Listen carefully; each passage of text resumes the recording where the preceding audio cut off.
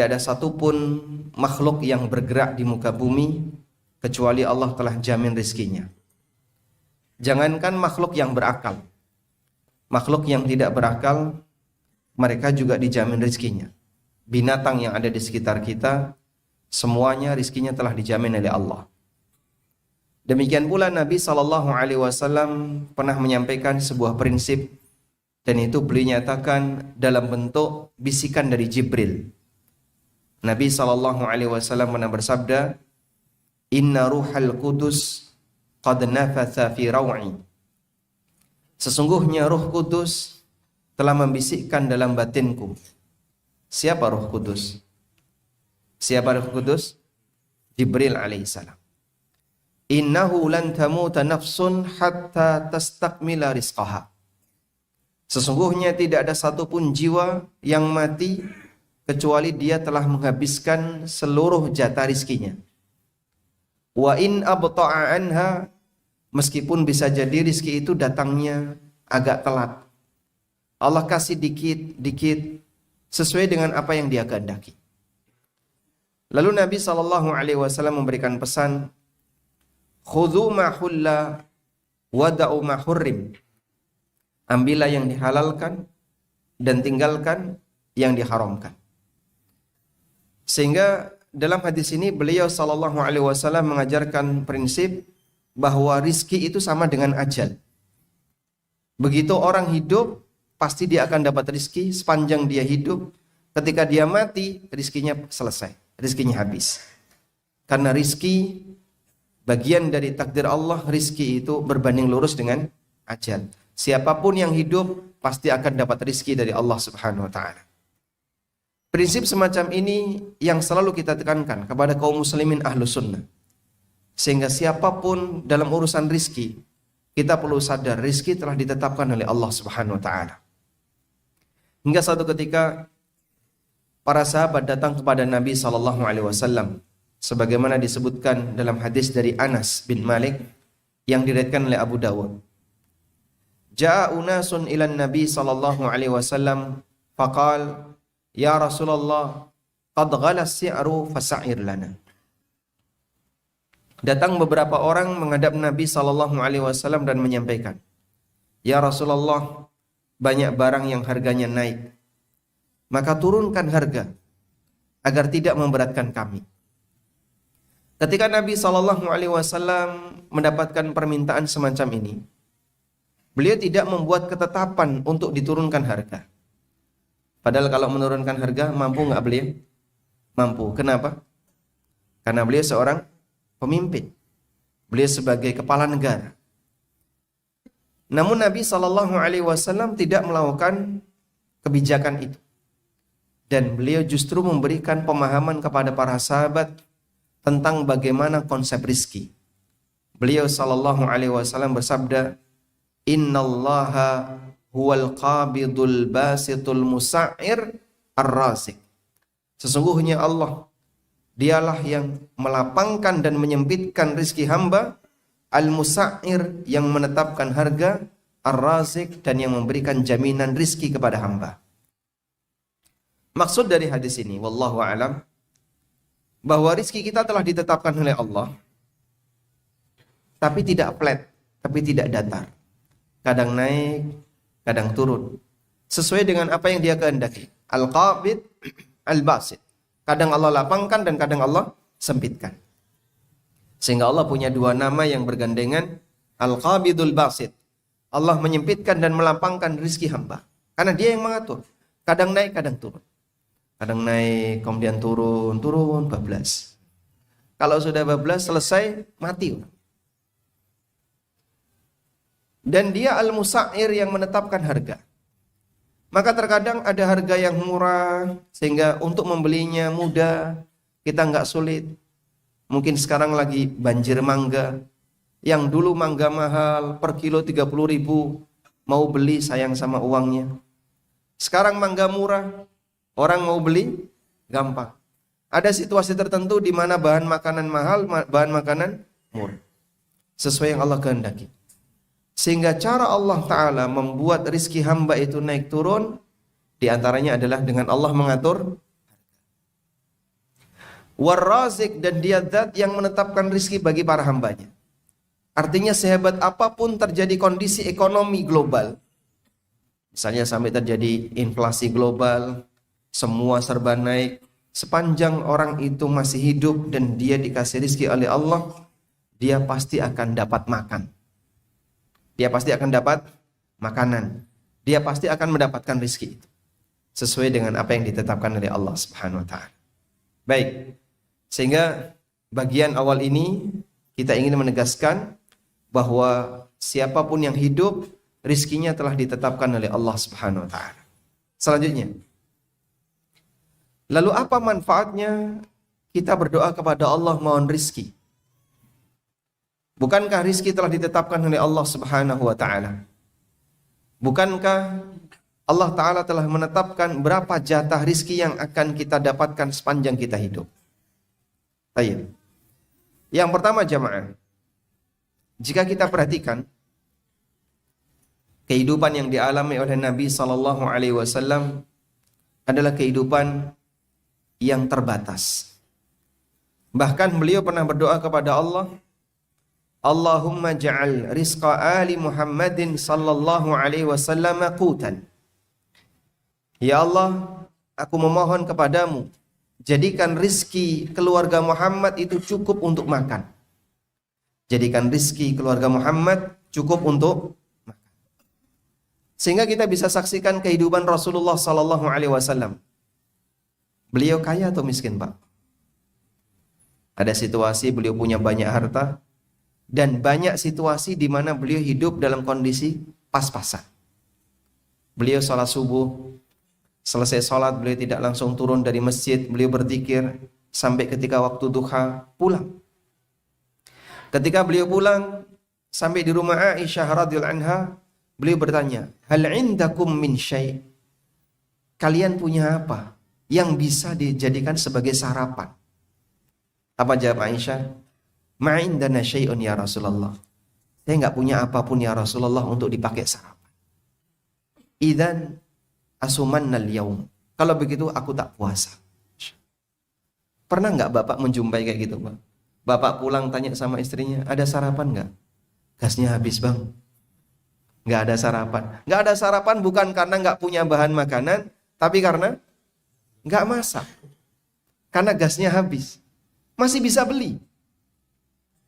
Tapi ketika nggak punya apapun, nggak ada bahan makanan, tidak ada yang bisa dimasak, tidak ada sesuatu yang bisa dikunyah, itu keluarga Nabi SAW bersama istri tercinta beliau Aisyah radhiyallahu anha. Sehingga Anda bisa bayangin, mungkin di zaman sekarang tidak ada orang yang ketika pagi hari pulang dari masjid, kemudian tanya sama istrinya, ada sarapan nggak? Kita nggak punya apa-apa. Duit nggak punya, bahan nggak punya, nggak ada yang bisa dimasak, dan nggak ada makanan sisa. Zaman sekarang mungkin nggak ada. Dan itu dialami oleh Nabi kita Sallallahu Alaihi Wasallam. Namun Nabi Sallallahu Alaihi Wasallam ketika ditawari, kalau kau mau ini gunung bisa dijadikan emas, apakah beliau berdoa kepada Allah seperti itu? Tidak. Sehingga Nabi Sallallahu Alaihi Wasallam tidak minta kepada Allah kekayaan yang melimpah, memiliki emas segede gunung, atau punya kekayaan yang luar biasa, dan beliau tidak merasa iri dengan raja yang lebih kaya dibandingkan beliau. Rasulullah SAW pernah mengilak istrinya. Ilak itu apa? Ilak. Apa yang dimaksud dengan ilak? Ada yang tahu ilak? Iya? Mendiamkan. Mendiamkan itu boikot, hajar. Ada yang tahu ilak? Apa ilak?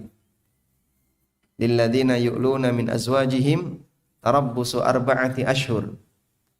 Bagi para lelaki yang mengilak istrinya, maka dia punya kewajiban maksimal tidak mendekati istrinya selama 4 bulan. Apa yang dimaksud dengan ilak? Gak ada yang tahu. Baik. Ilak adalah bersumpah untuk tidak menyentuh istri. Bersumpah untuk tidak menyentuh istri. Itu batas maksimalnya berapa? 4 bulan. Rasulullah Sallallahu Alaihi Wasallam pernah jatuh dari kuda atau jatuh dari kendaraan beliau. Lalu beliau mengalami sakit, kemudian beliau mengilak seluruh istrinya selama 1 bulan. Kemudian beliau tinggal di sebuah gubuk milik orang Ansar. Di dalam gubuk ini Nabi SAW sendirian. Tidak ada satupun istrinya yang menemani karena beliau sedang mengilak mereka. Sehingga para sahabat sering keluar masuk untuk menjenguk Rasulullah SAW. Umar bin Khattab radhiyallahu anhu masuk. Kala itu Nabi SAW sedang tidur siang. Kemudian Umar masuk ke dalam. Di gubuk itu di bagian dalam gak ada apapun kecuali hanya sebuah mangkok yang terisi air. Gak ada makanan apapun. Kemudian Umar menangis. Nabi SAW terbangun dan dari situlah riwayat yang kita dapatkan.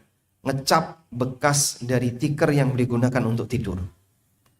Lalu Umar mengatakan, ya Rasulullah, di sana ada raja Persia, di sana ada raja Romawi yang mereka bergelimang dengan harta. Tapi seperti ini kondisi Anda. Apa jawab Nabi SAW? Apakah beliau iri kepada raja-raja itu, jemaah? Tidak. Sehingga beliau tidak mengatakan, tenang wahai Umar, sebentar lagi kita akan kuasai kerajaannya. Beliau tidak menyampaikan seperti itu. Tapi yang beliau sampaikan, ama tarda in kana lahumud dunya walanal akhirah. Tidakkah kamu merasa bahagia wahai Umar, kalau mereka hanya punya dunia sementara kita punya akhirat? Sehingga Nabi SAW ketika mendengarkan pernyataan dari Umar bin Khattab radhiyallahu anhu mengenai bagaimana kondisi raja-raja kafir yang mereka bergelimang dengan harta, mereka punya kekayaan yang melimpah, dan beliau sendiri adalah seorang pemimpin negara. Tapi beliau tidak merasa iri dengan mereka. Justru beliau tanamkan sebuah pemahaman yang sangat baik kepada Umar. Kamu gak perlu iri dengan orang-orang itu. Tidakkah kita merasa bahagia ketika mereka hanya punya dunia sementara kita punya? Jadi ini contoh bahwasanya dalam kehidupan yang pas-pasan sekalipun, Rasulullah SAW tidak minta kepada Allah agar diberi kekayaan yang melimpah. Demikian pula yang dialami oleh para sahabat. Sebagaimana yang diceritakan oleh sahabat Abu Hurairah radhiyallahu anhu atau Abu Dzar Al-Ghifari, sahabat Abu Dzar Al-Ghifari radhiyallahu anhu dalam hadis yang diriwayatkan oleh Muslim. Abu Dzar menceritakan, jaa nasun min ashabin Nabi sallallahu alaihi wasallam faqal. Ada beberapa orang yang datang kepada Nabi sallallahu alaihi wasallam dan mereka ini adalah sahabat-sahabat yang hidupnya pas-pasan. Faqalu, lalu mereka mengatakan kepada Nabi sallallahu alaihi wasallam, ya Rasulullah, dhahaba ahlud duthur bil ujur. Ya Rasulullah, orang kaya borong pahala. Yusalluna kama nusalli wa yasumuna kama nasum wa yatasaddaquna bifuduli amwalihim. Mereka bisa salat sebagaimana kita salat. Mereka puasa sebagaimana kita puasa. Tapi mereka bersedekah dengan kelebihan harta yang mereka punya, namun kita nggak bisa. Coba lihat para sahabat yang miskin di kalangan muhajirin, apakah mereka iri dengan sahabat yang kaya, jemaah? Iri atau tidak, Pak? Ya? Iri dari sisi apa? Bisa beramal dengan mereka merasa iri ketika sahabat kaya itu bisa beramal dengan harta. Sehingga titik irinya bukan dari sisi banyaknya hartanya, tapi dari sisi kesempatan untuk beramal. Yang kaya bisa beramal, ya Rasulullah, mereka bisa sedekah, mereka bisa membebaskan budak dengan harta yang mereka punya. Sementara kita nggak bisa. Lalu Rasulullah SAW memberikan beberapa amalan yang bisa bernilai sedekah. Apa saja jamaah? Tasbih bisa bernilai sedekah, tahmid bisa bernilai sedekah. Beliau bersabda, "Awalaysa qad ja'alallahu lakum ma tasaddaqun?" Bukankah Allah telah menjadikan untuk kalian sesuatu yang bisa kalian gunakan untuk sedekah? Kemudian Nabi SAW memberikan rincian, bikulli tasbihatin sadaqah wa kulli takbiratin sadaqah Wa kulli tahmidatin sadaqah. Setiap tasbih, tahmid, takbir bisa bernilai sedekah, tahlil bisa bernilai sedekah, amar ma'ruf sedekah, nahi mungkar sedekah. Ada banyak peluang sedekah. Cara Nabi SAW ketika menenangkan sahabat-sahabat yang miskin itu, beliau tidak ajarkan kepada mereka, coba sini, kamu pengen tahu doa cara mencari rizki? Beliau tidak ajarkan demikian. Tapi yang beliau ajarkan apa? Amalan yang bisa bernilai sedekah. Sehingga kalaupun kalian merasa kalah dengan orang kaya dalam masalah amalan, kalian masih punya amalan yang lain yang sebanding dengan itu. Apa? Baca zikir. Subhanallah. Satu subhanallah, satu sedekah. Satu alhamdulillah, satu sedekah. Wa fi kulli tahlilatin sadaqah. Setiap tahlil yang kalian baca juga sedekah. Anda baca la ilaha illallah, sedekah. Wa amrun bil ma'rufi sadaqah. Amar ma'ruf sedekah. Wa nahyun 'anil munkar sadaqah. Nahi munkar sedekah. Jadi amar ma'ruf sendiri, nahi munkar sendiri. Yang mungkin situasinya terpisah. Ada orang tidak melakukan amalan, Anda ajak. Ayo Pak, sholat. Apa ini? Amar ma'ruf. Ada orang melakukan kesalahan, Anda cegah. Ini nggak boleh. Apa ini? Nahi mungkar. Dan masing-masing bisa bernilai sedekah. Sampai kata Nabi SAW, wa fi bud'i ahadikum sadaqah. Dalam hubungan badan yang kalian lakukan bisa bernilai sedekah. Sahabat tanya, ya Rasulullah, ayati ahaduna syahwatahu wa huwa lahu minallahi ajrun. Ya Rasulullah, apakah ketika kita melampiaskan syahwatnya kita bisa mendapatkan pahala dari Allah? Kata Nabi SAW, ara'aitum law wada'aha fi haramin. Apa menurut kalian kalau orang melampiaskan syahwatnya ke arah yang haram? Akana alaihi wizrun? Akana alaihi fiha wizrun? Bukankah dia akan berdosa? Fakadzalika idza wada'aha fil halal kana lahu ajrun. Maka demikian pula ketika dia salurkan ke dalam yang halal, dia akan mendapatkan pahala. Baik.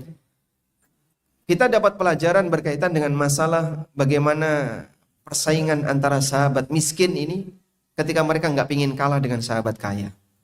Bukan dari sisi banyaknya harta, tapi dari sisi bagaimana agar mereka bisa beramal sesuai dengan amalan sahabat yang kaya. Karena itu ada sebagian di antara sahabat yang berdoa kepada Allah Ta'ala dalam bentuk tidak mau jadi sahabat yang miskin. Gak mau jadi sahabat miskin. Beliau adalah Ubadah. Beliau adalah sahabat Sa'ad bin Ubadah radhiyallahu anhu. Sa'ad bin Ubadah radhiyallahu anhu, beliau Sayyidul Khazraj, salah satu di antara sahabat pemuka suku Khazraj. Di Madinah ada dua suku besar. Yang pertama namanya apa? Suku Aus. Yang kedua suku Khazraj. Sa'ad bin Ubadah terkenal sebagai orang yang sangat dermawan. Demikian pula orang tuanya, nenek moyangnya, mereka adalah orang-orang yang dermawan. Orang tuanya, mbahnya, rata-rata adalah orang yang dermawan. Dan beliau pernah berdoa kepada Allah Ta'ala, Allahumma habli majdan wala majda illa bifi'alin wala fi'ala illa bimalin. Ya Allah, aku mohon kepadamu kehormatan. Dan orang tidak akan mendapatkan kehormatan kecuali dengan usaha. Dan orang tidak akan bisa punya usaha kecuali dengan modal harta. Lalu beliau mohon kepada Allah, Allahumma innahu la yasluhunil qalil wala asluhu alaih. Ya Allah, aku enggak layak untuk jadi orang miskin. Dan aku enggak mau jadi orang miskin. Pernah doa kayak gitu, Pak? Berdoa menyatakan aku enggak layak jadi orang miskin, ya Allah. Pernah kayak gitu? Enggak pernah. Ini doanya sahabat Sa'ad bin Ubadah. Kenapa beliau berdoa seperti itu, Pak? Sehingga beliau minta kepada Allah diberi jaminan agar punya banyak harta. Karena beliau punya tekad. Beliau radhiyallahu anhu itu punya tekad. Sepanjang Nabi SAW ada di Madinah, Sa'ad bin Ubadah ingin mencukupi kebutuhan Nabi SAW dan para keluarganya, serta para sahabat muhajirin yang lain. Sampai diceritakan, situasi Madinah ketika itu kan banyak didatangi oleh masyarakat dari luar untuk masuk Islam. Ada yang satu rombongan, ada beberapa orang datang, lalu mereka ditempatkan oleh Nabi SAW di masjid di bawah balkon. Balkon itu artinya apa? Sufa. Makanya mereka disebut ashabu sufa atau ahlu sufa. Orang yang istirahat di bawah balkon masjid. Mereka kalau malam makannya di mana? Nggak ada Pak, seperti zaman kita di pinggir jalan ada warung. Di Madinah nggak ada seperti itu. Lalu dari mana mereka bisa mendapatkan makanan? Dibawa oleh penduduk asli Madinah. Ayo datang ke rumah. Sehingga masyarakat Madinah kalau malam pekerjaannya adalah bawa orang-orang yang mereka berada di Sufa. Ada yang bawa 1, ada yang bawa 2, ada yang bawa 3, ada yang bawa sekian orang. Berapa yang bisa dibawa oleh Sa'ad bin Ubadah? Beliau membawa 80. Rata-rata yang beliau bawa puluhan. Sampai dalam sebagian riwayat, beliau pernah membawa 80 orang. Ayo 80 orang ke rumah. Dikasih makan semuanya. Sudah? Setelah itu mereka bisa beristirahat. Demikian kebiasaan para sahabat ridwanullahi alaihim ajma'in. Karena itu di depan Masjid Nabawi, sebagaimana keterangan yang disampaikan oleh Ibnu Rajab dan yang lainnya, ada wadah makanan. Bapak tahu tampa? Tampa tahu? Ya, wadah makanan yang terbuat dari bambu, Pak. Mungkin di sana wallahu alam bahannya apa, kalau di tempat kita seperti bambu. Dia ditaruh dan digantung di depan Masjid Nabawi. Siapapun boleh naruh makanan di situ, siapapun boleh mengambil makanan dari situ. Dan ada sebagian di antara orang yang tidak mengharapkan kebaikan, dia naruh makanan kurma yang sudah ada binatangnya. Orang Jawa nyebut bubuk, tahu bubuk? Jadi dia binatang yang ketika makan kurma itu nanti menghasilkan bubuk, sehingga ini kurma sudah tidak lagi utuh, ditaruh di situ. Yang mungkin dia nggak doyan. Atas peristiwa ini Allah Subhanahu wa taala menurunkan firman-Nya, "Wala tayammamul khabitha minhu tunfiquna walastum biakhidhihi illa an tughmidu fi." Janganlah kalian secara sengaja memilih yang buruk-buruk yang kalian enggak doyan untuk diinfakkan. Tayyib. Sehingga dulu para sahabat, cara mereka dalam berbagi dengan orang lain adalah dengan naruh makanan di dekat masjid. Lalu siapapun boleh ngambil, siapapun boleh naruh di situ. Maka kalau ada yang tanya, Pak, model etalase di zaman sekarang, Pak, ditaruh di depan masjid, siapapun boleh naruh makanan, siapapun boleh ngambil makanan, itu hukumnya gimana? Sunnah. Insya Allah itu sesuai sunnah. Cuman masalahnya lebih banyak yang ngambil daripada yang naruh. Baik. Dari sini kita bisa lihat bahwa sahabat itu berdoa kepada Allah mohon rizki, tujuannya apa? Dalam rangka agar bisa beramal dengan harta yang dia punya. Komitmen itulah yang ada pada hati mereka. Sehingga saat mereka berdoa kepada Allah minta rizki, itu diiringi dengan komitmen.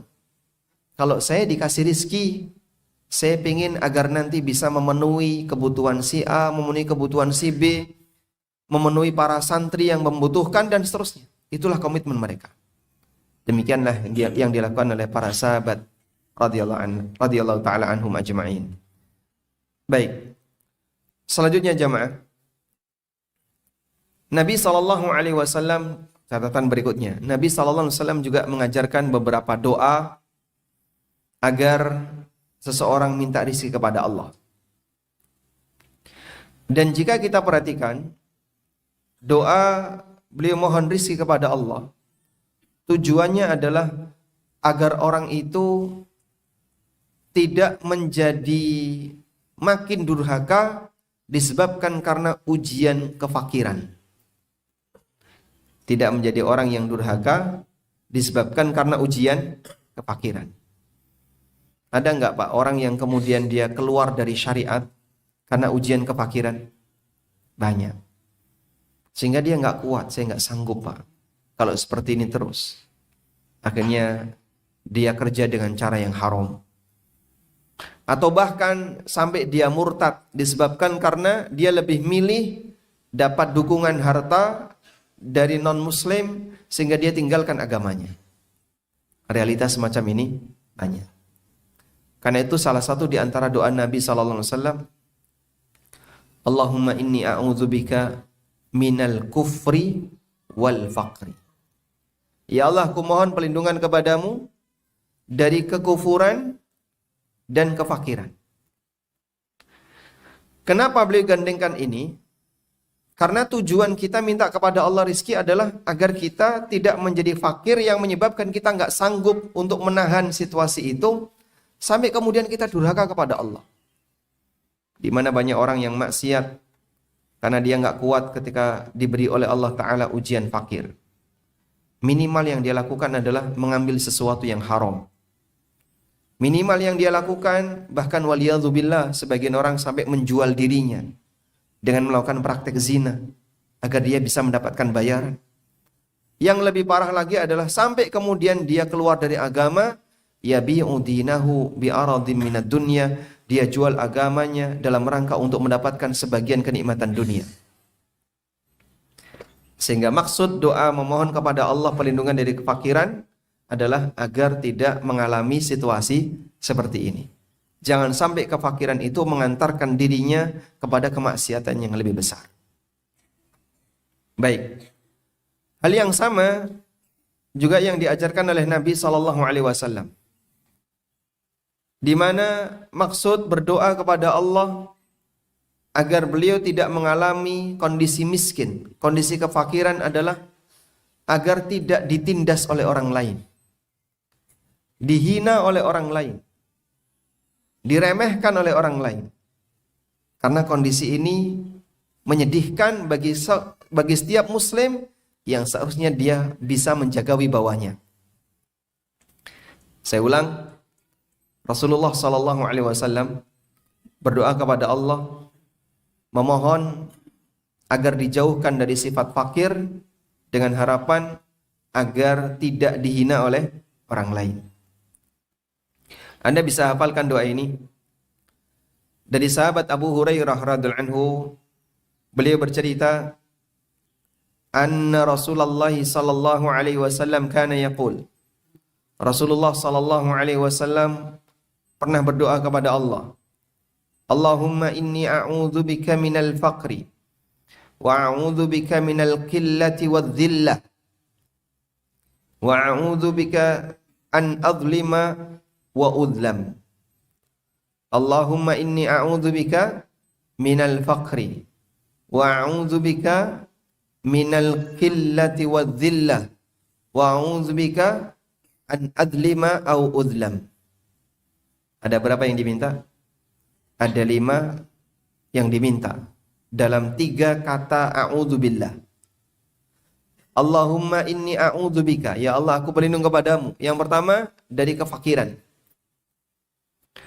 Wa a'udzubika, beliau ulangi lagi, wa a'udzubika minal qillati wadh-dhillah.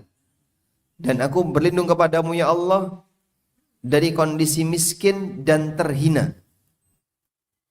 Wa a'udzubika an adlima au udlam. Dan aku berlindung kepadamu ya Allah dari mendolimi orang lain atau didolimi orang lain.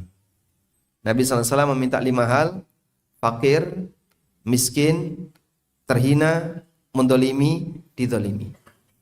Dan beliau nyatakan dengan kata a'udzubillah, a'udzubika sebanyak 3 kali. Baik. Berarti maksud beliau dengan berdoa memohon kepada Allah Subhanahu wa taala pelindungan dari miskin, tujuannya apa? Agar tidak dihinakan oleh orang lain. Sehingga kalau misalnya ada orang yang dia hidupnya nyaman, walaupun pas-pasan, dan dia terhormat di masyarakat karena tidak punya masalah dengan masyarakat, walhamdulillah, berarti tujuan dia tidak terhina sudah tercapai. Maka orang ini dengan rezeki berapapun yang dia miliki tidak akan mempengaruhi kehormatan dirinya. Ada sebagian orang yang ketika dalam kondisi miskin kemudian dia menjadi orang yang terhina. Misalnya kemudian dia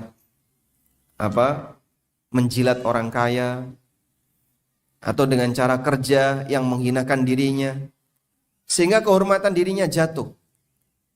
Dan itulah yang ditakutkan oleh Rasulullah SAW menimpa kepada umatnya. Kaum muslimin harus bisa menjaga wibawahnya, dan salah satunya adalah mohon kepada Allah Subhanahu wa taala perlindungan dari adzillah, dari adanya kehinaan. Baik. Ini salah satu di antara contoh di mana Rasulullah SAW berdoa kepada Allah memohon perlindungan dari miskin, dan tujuannya adalah agar kaum muslimin tidak dihina oleh orang lain.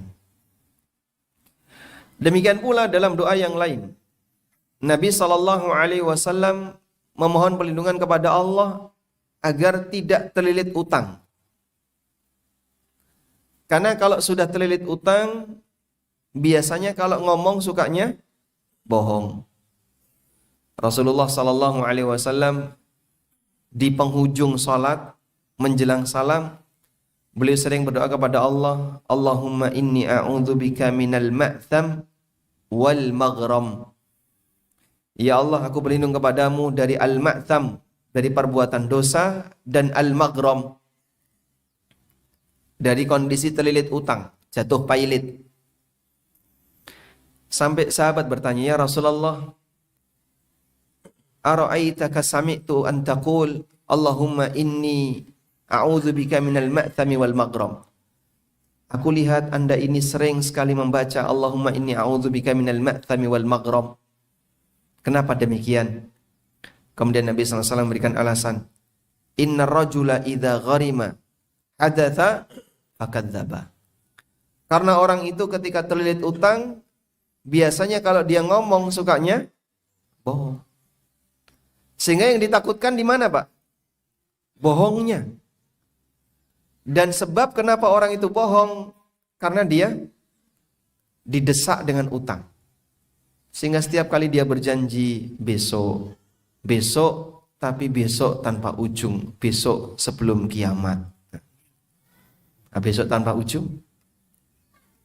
Dalam posisi inilah orang terkadang ketika dia diberi keadaan oleh Allah jatuh miskin, sampai mengantarkan dirinya untuk berbuat maksiat, mengantarkan dirinya untuk berbohong ketika berbicara dan seterusnya. Disebabkan karena dia tidak memiliki harta yang mencukupi sampai dia terlilit dengan utangnya.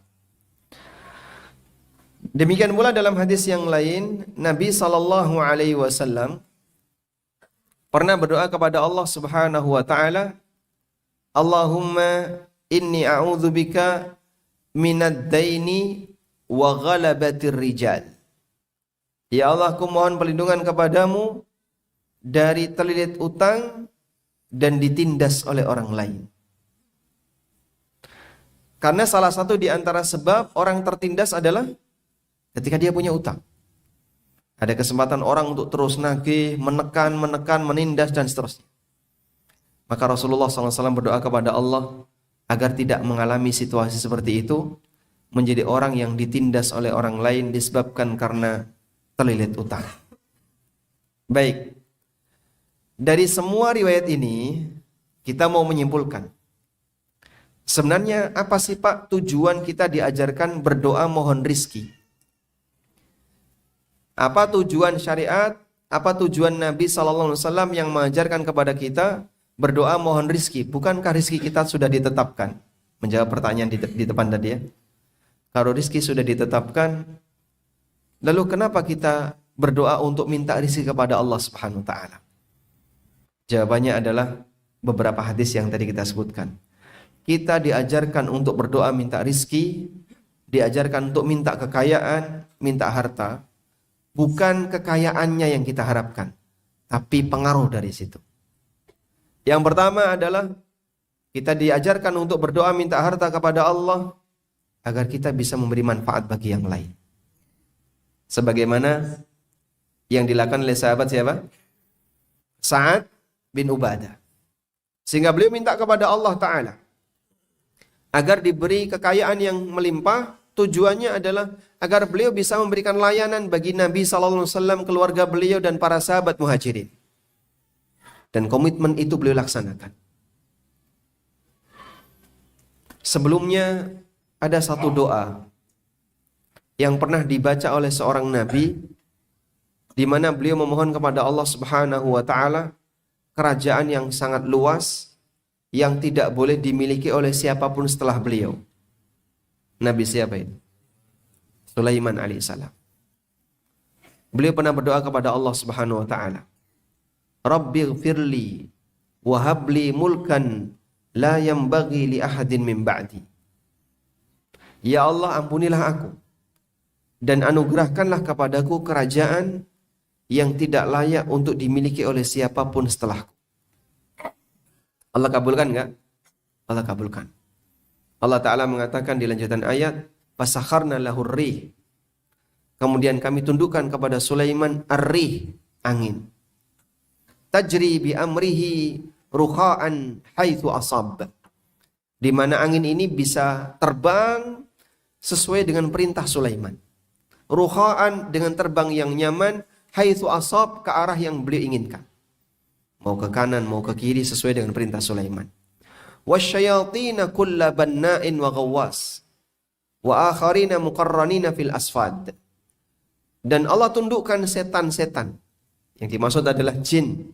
Ada yang ahli dalam membuat bangunan, wa ghawwas, dan ada yang ahli dalam menyelam. Wa akharina muqarranin, sementara setan yang enggak mau nurut, mereka terbelenggu. Sehingga Allah Subhanahu wa taala kabulkan doanya Sulaiman dengan Allah berikan pasukan yang meliputi manusia, jin, bahkan binatang. Dan beliau berdoa kepada Allah, la yanbaghi li ahadin min ba'di, tidak boleh untuk diberikan kepada siapapun setelah aku meninggal. Tapi subhanallah, apa yang Allah nyatakan tentang Sulaiman? Famnun hadza ata'una famnun au amsik bighairi hisab. Ini adalah pemberian dari kami. Silahkan kau berikan kepada orang lain atau kau nikmati bighairi hisab, semuanya tanpa hisab. Jaminan dari Allah Subhanahu wa taala untuk siapa? Sulaiman alaihissalatu wassalam. Baik. Karena beliau minta kerajaan bukan dalam rangka untuk kepentingan dirinya. Tapi untuk apa, Pak? Untuk dakwah. Sehingga beliau dijadikan oleh Allah Ta'ala seorang nabi dan raja, penguasa. Dalam rangka untuk menyebarkan dakwah tauhid ke seluruh penjuru dunia. Demikianlah yang terjadi pada Sulaiman alaihissalam. Maka yang pertama, silahkan Anda memperbanyak minta rezeki kepada Allah, minta harta silahkan. Tapi jujur dalam komitmen. Kenapa Bapak minta harta? Karena saya ingin jadi orang yang bisa memberikan manfaat dengan harta yang saya punya. Alhamdulillah, lanjutkan. Atau yang kedua, dia minta kepada Allah harta, dia minta kepada Allah rizki yang banyak, dengan maksud agar dia tidak menjadi orang yang terhina. Sehingga misalnya dia memandang, saya kerjanya seperti ini mas. Misalnya jadi orang yang pekerjaannya kurang bagus menurut status sosial masyarakat. Nggak ada pilihan yang lain. Kadang dibentak orang, kadang dimarahi orang, kadang dikit-dikit isinya cuman Masya Allah. Jadi saya kadang nggak betah kerja di sini. Tapi gimana lagi? Bisa saya hanya ini. Misalnya dia jadi pembantu di tempat orang. Untuk pekerjaan yang lain dia nggak sanggup. Sering dimarahi sama orang. Sehingga dia merasa terhina. Maka dia minta kepada Allah, ya Allah berikanlah aku kekayaan. Agar aku tidak terhina. Agar aku tidak ditekan sama orang dan seterusnya. Maka orang yang berdoa kepada Allah minta rizki dan mohon kepada Allah Subhanahu wa taala minta kelancaran harta dengan tujuan semacam ini tujuan yang mulia. Lanjutkan. Atau ada juga orang yang berdoa kepada Allah Subhanahu wa taala minta harta dan minta rizki dengan tujuan agar dia bisa lebih longgar dalam beribadah. Ya, sebagaimana yang tadi kita diajarkan, di mana Ubadah bin Samit radhiyallahu anhu ingin memberikan jaminan kepada orang-orang yang datang ke kota Madinah. Dan bisa jadi kita maknai lebih luas ketika ada orang yang minta kepada Allah harta dengan harapan agar nanti bisa sedekah, bisa bayar zakat, bisa haji, bisa umroh, bisa nyambung silaturahmi dan seterusnya. Sehingga dia mohon kepada Allah harta agar dia punya kelonggaran dalam beribadah. Dan agar dia tidak ditekan sama orang lain. Sehingga saat dia bukan lagi karyawan, dia bisa bebas untuk ikuti kajian. Ketika dia bukan lagi statusnya sebagai karyawan, dia bisa sholat 5 waktu sesuai dengan waktunya, tepat waktu. Karena ada banyak orang yang ketika dia jadi karyawan, dia nggak bisa sholat tepat waktu.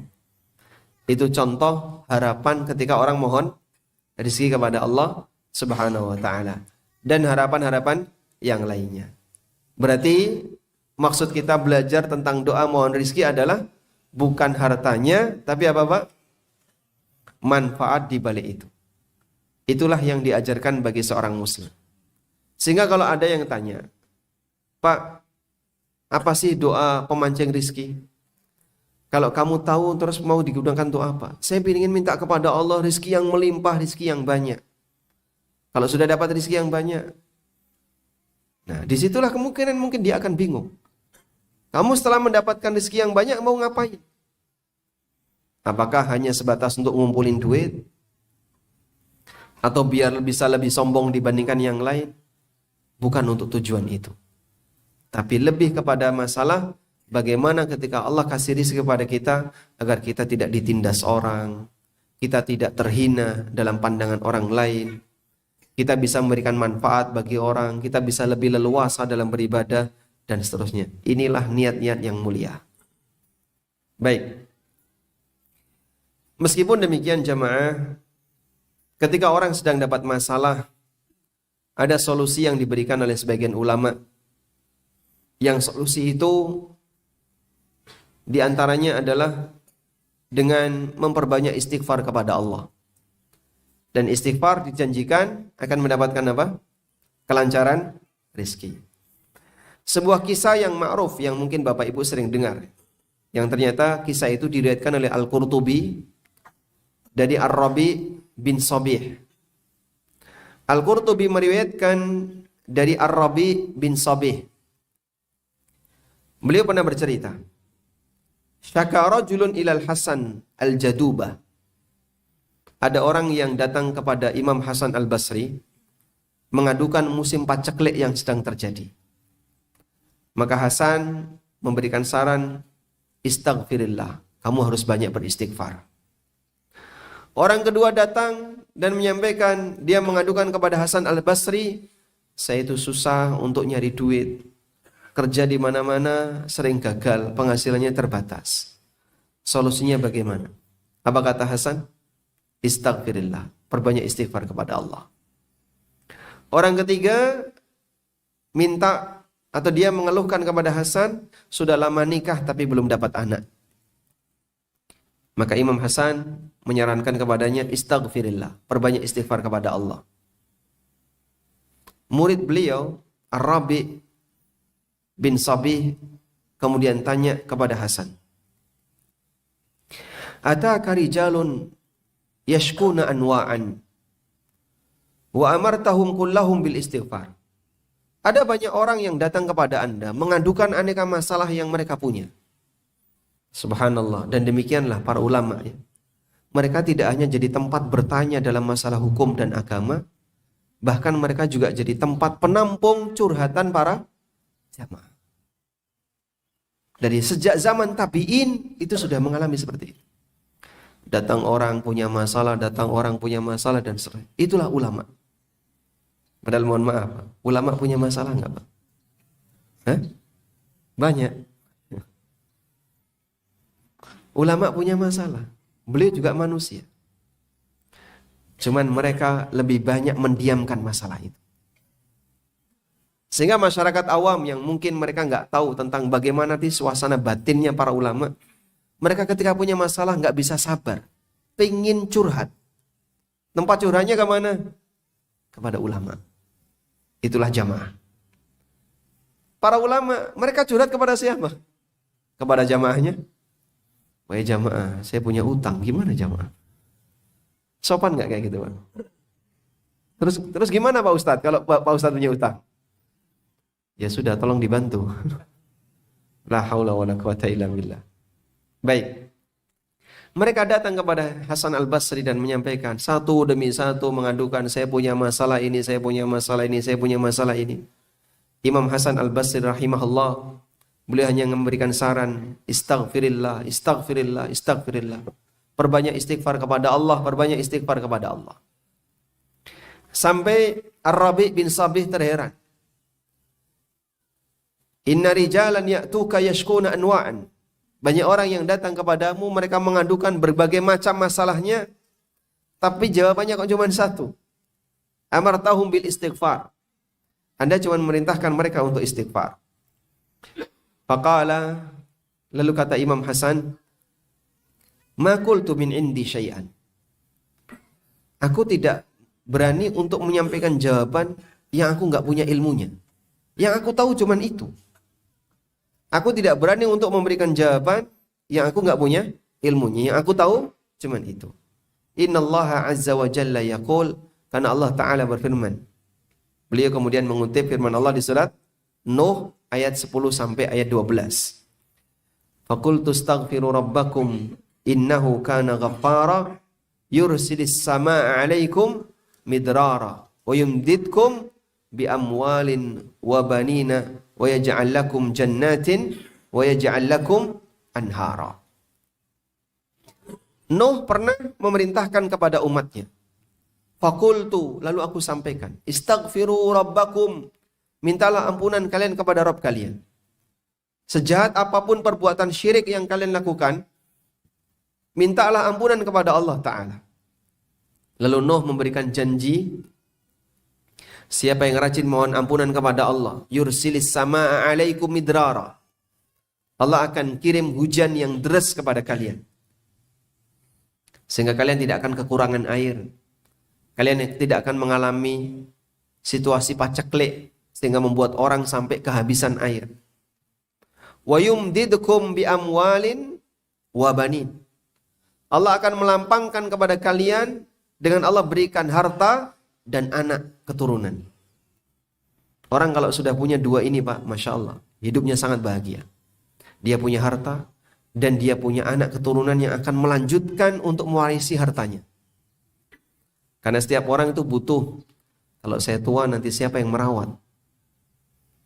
Maka saat dia punya anak, dia sudah punya bayangan nanti yang akan merawat adalah anaknya. Baik.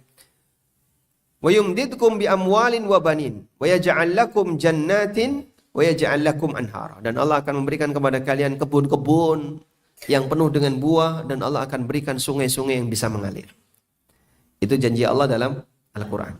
Baik, Anda percaya nggak dengan janji ini, Pak? Percaya dengan janji ini? Oh, nggak jawab. Wajib percaya. Janji Allah dalam Al-Quran. Walaupun yang menyampaikan Nabi Nuh, Pak, ya itu kan berlaku sampai kiamat. Bahwa siapapun yang rajin istighfar, Allah Subhanahu wa Ta'ala akan berikan janji seperti ini bagi para hambanya. Baik, sehingga kalau ditanya apa sih doa memperlancar rizki, nggak sulit untuk dipelajari. Anda cukup rajin istighfar. Saya tidak ngasih Anda ijazah amal apapun, nggak. Ini ijazah dari saya ya. Tolong baca doa. Terus tak diktekan sebuah doa yang kalimatnya rumit dan sulit. Nggak ada kayak gitu. Anda baca, ya Latif, ya Latif, ya Latif 1000 kali sekali nafas. Bisa? Hah?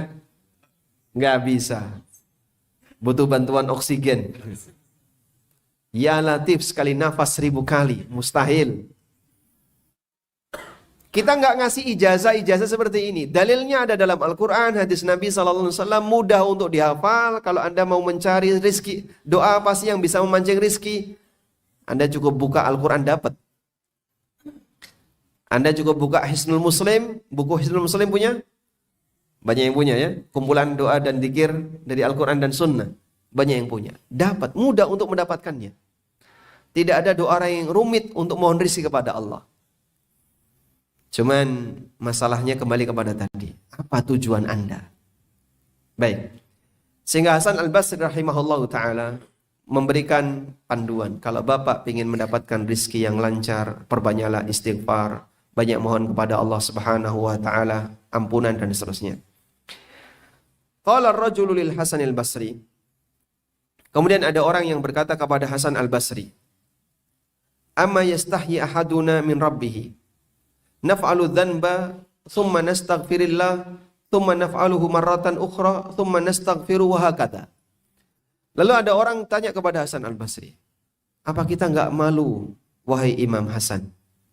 Kita berbuat dosa, mohon ampun, dosa lagi, mohon ampun lagi, dosa lagi, mohon ampun lagi. Apa kita enggak malu? Kok terus kita seperti itu? Faqala lahul Hasan. Kemudian Imam Hasan Al-Basri mengatakan, "Wadda syaitanu law dhafara minkum hadha la tatrukul istighfar abadan." Justru setan itu berharap punya pikiran kayak kamu. Setan itu berharap dia bisa menguasai manusia sehingga dia punya pikiran seperti kamu. Merasa malu lalu tidak mau istighfar. Itulah orang yang putus asa dari rahmat Allah. Wala tayasu min rahmatillah. Janganlah kalian putus asa dari rahmat Allah. Ada nggak Pak orang kayak gini Pak? Banyak. Sehingga ada sebagian orang yang diajak. Misalnya mohon maaf ya ibu-ibu yang nggak pakai jilbab. Ayo ngaji. Saya itu orang kotor kayak gini kok diajak ngaji. Saya sudah kotor. Dia merasa apa? Saya sudah kotor. Udahlah saya nggak usah ngaji. Dia merasa dirinya sudah kotor dengan dosa. Pakai jilbab lah. Akhlak saya masih jelek kok. Masa pakai jilbab? Ada orang diajak untuk datang ke tempat-tempat untuk beribadah kepada Allah. Ayo sholat berjamaah. Saya merasa diri saya masih kotor. Saya nggak pantas untuk menghadap Allah dengan penuh kotoran. Apa itu? Syubhat setan untuk menghalangi dia mendekat kepada Allah. Kalau kau sadar dirimu kotor, bersihkan dengan mendekat kepada Zat yang Maha Pengampun. Maka orang yang berpikiran seperti tadi, kita rajin berbuat dosa, berbuat maksiat, kita ini kotor di hadapan Allah. Nggak sopan kalau kemudian menghadap kepada Allah Ta'ala. Justru itulah syubhat yang dibisikkan oleh setan agar menghalangi orang ini untuk berbuat ketaatan. Maka kata Hasan, "Wadda syaitanu law dhafara minkum bihadha." Inilah yang diharapkan oleh setan ketika dia berhasil mengalahkan kalian.